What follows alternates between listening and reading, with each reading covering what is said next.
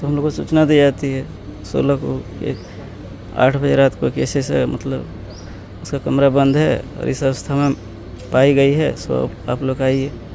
आने के बाद हम यहाँ पता करते हैं तो बताया जाता है कि वो असेंबली में मौजूद नहीं थी। फिर छात्रों के द्वारा पूछताछ के द्वारा भी वही बताया गया। ये वहाँ के लिए एक रोल मॉडल का काम क्या करती थी। जहाँ भी कुछ होता था बालिका को लेकर, लड़कियों के बारे में, तो उसका जिक्र अवश्य आता था और सबको लगता था कि उस क्षेत्र का नाम रोशन करेगी। बहुत सी लड़कियों के लिए प्रेरणा स्रोत रही। और माँ को आत्महत्या के बारे में कुछ जानकारी नहीं है अभी तक? नहीं है, वो थोड़ा वृद्ध है ना, उनको शौक लगेगा या क्या होगा, कैसे रिएक्ट करेगी। और सबसे प्यारी बच्ची थी, छोटी बेटी थी, तो प्यार दुलार भी था। उनको बताया ही नहीं गया है, अब जाने के बाद ही उनको पता चलेगा। जोहार, आप देख रहे हैं लोकतंत्र 19 और फ़िलहाल हम मौजूद हैं रांची के रिम्स के पोस्टमार्टम कक्ष में। यहाँ फ़िलहाल एक घटना हुई है। कल्पना कुमारी जो 16 साल की ताइक्वांडो खिलाड़ी थी, उसने बीते मंगलवार 16 जनवरी को सुसाइड कर लिया। वह JSSPS के अंतर्गत एक ताइक्वांडो खिलाड़ी थी और वह खेलगांव के गर्ल्स हॉस्टल में रह रही थी।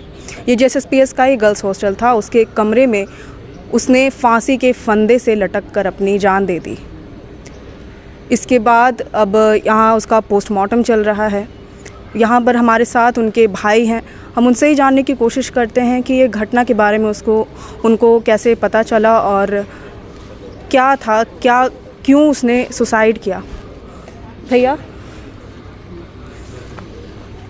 क्या नाम हुआ भैया आपका? मेरा नाम जयलाल चौधरी हुआ। कल्पना कुमारी मेरी बहन, छोटी बहन थी। छोटी बहन थी, तो यहीं रह के पढ़ाई कर रही थी। ताइक्वांडो सीख रही थी 6 वर्षों से। अच्छा, कहाँ पर पढ़ाई कर रही थी? यहीं JSPS में, उसी में पढ़ाई कर रही थी। वहीं पे पढ़ाई कर रही थी। तो हम लोग को सूचना दी जाती है 16 को कि 8 बजे रात को कैसे से मतलब उसका कमरा बंद है और इस अवस्था में पाई गई है, सो आप लोग आइए। आने के बाद हम यहाँ पता करते हैं तो बताया जाता है कि वो असेंबली में मौजूद नहीं थी। फिर छात्रों के द्वारा पूछताछ के द्वारा भी वही बताया गया। किसी को भी मुख्य रूप से जानकारी नहीं है कि क्या हुई थी। जो हमारे सवाल है, यहाँ भी वही सवाल के जवाब मिलते हैं। तो अब क्या है, उसका जांच होना चाहिए, किया जाना चाहिए। अब जांच के बाद ही पता चलेगा। कुछ मालूम चला या कुछ भी ऐसा लगा कि कभी वो परेशान चल रही है या कुछ भी कभी लगा ऐसा? परेशान ज़्यादातर माँ के साथ बात होती थी, तो मान लीजिए कोई मैच हारने के बाद हम सोचा अपसेट है, उसके बाद ठीक हो जाएगी। कभी कभी टेंशन रहता था कुछ, तो जैसे हर बच्चे को रहता था। इतना बड़ा कदम हो जाएगा या इस तरह की घटना हो जाएगी, तो इसे कभी सोचे नहीं थे। पता चला है कि आपके पिता का भी कोविड के समय में देहांत हो गया, तो क्या उससे वो परेशान चल रही थी? कभी उसको मतलब बहुत ज़्यादा टेंशन हुआ इस बात का? हाँ, तो पिता का जैसे पिता पुत्री थी ना, तो बंधन था, तो हमेशा वो पिता को मिस करती थी। कि हम लोग भाई उतना रहा करते नहीं थे, तो माता पिता के पास वो रहा करती थी। और पिता ही पहले आया जाया करते थे अभिभावक के रूप में, गार्जियन के रूप में, तो उसको हमेशा मिस करती थी। और भी लोगों ने बताया कि हमेशा उसको मिस किया करती थी। वो तो स्वाभाविक ही है, कोई भी पुत्री अपने माता पिता को मिस करती ही है। और ये बात अभी हम माता को बताएं भी नहीं कि इस तरह की घटना हुई है। अब वो कैसे फेस करेगी, रिएक्ट करेगी, अभी बहुत समस्या है, दिक्कत है, परेशानी है। पिता के साथ उसका बॉन्ड कैसा था? तो पिता के पास ही रहती थी ना, पिता ही सब आया जाया करते थे, तो बॉन्ड अच्छा ही था। तो हमेशा से मिस करती थी, याद किया करती थी। घर से उसको ताइक्वांडो खेलने के लिए बहुत प्रोत्साहन मिलता था? प्रोत्साहन तो मिलता था। वहाँ के लिए एक रोल मॉडल का काम क्या करती थी। जहाँ भी कुछ होता था बालिका को लेकर, लड़कियों के बारे में, तो उसका जिक्र अवश्य आता था और सबको लगता था कि उस क्षेत्र का नाम रोशन करेगी। बहुत सी लड़कियों के लिए प्रेरणा स्रोत रही। लेकिन ऐसा हो जाएगा कोई सोचा नहीं था। वहाँ के समाज के लिए बहुत बड़ा क्षति है। कोई भी अभिभावक अब सोचेगा अपना पुत्री को, बहन को बाहर भेजने में, तो बहुत बड़ी लॉस है। अब क्या करें?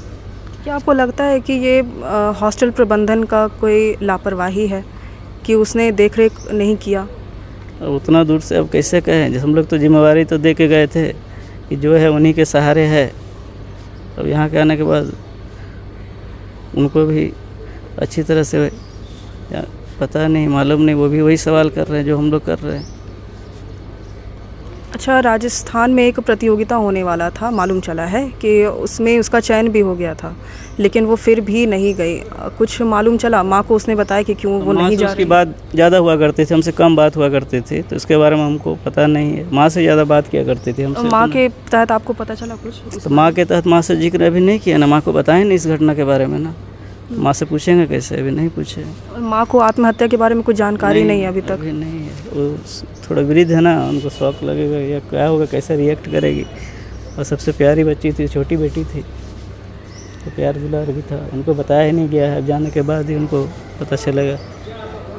ठीक है, धन्यवाद। धन्यवाद। तो जैसा कि इनके बड़े भाई ने बताया कि इन्हें अभी तक कुछ भी जानकारी नहीं मिल पाई है कि क्यों कल्पना कुमारी ने इतना बड़ा कदम उठाया, आत्महत्या क्यों कर ली। बस इतना मालूम चल पाया है कि वह राजस्थान में होने वाली एक प्रतियोगिता में उसका चयन हुआ था, लेकिन वह फिर भी नहीं गई। अखबारों के माध्यम से ये मालूम चला है कि उसका चयन तो हुआ था, वो नहीं गई। और इस बारे में उसने अपने एक दूसरे भाई जो मिज़ोरम में अभी फ़िलहाल जॉब कर रहे हैं, उनको बताया था कि वह पढ़ाई और खेल छोड़ करके घर वापस लौटना चाहती है। वह फ़िलहाल अभी मौजूद नहीं है, उनके बड़े भाई, सो अभी हम उनसे बातचीत नहीं कर सकेंगे, लेकिन जो भी जानकारी मिली है और मिलती रहेगी हम आपको पहुंचाते रहेंगे। फ़िलहाल के लिए अभी जोहार रहेगा।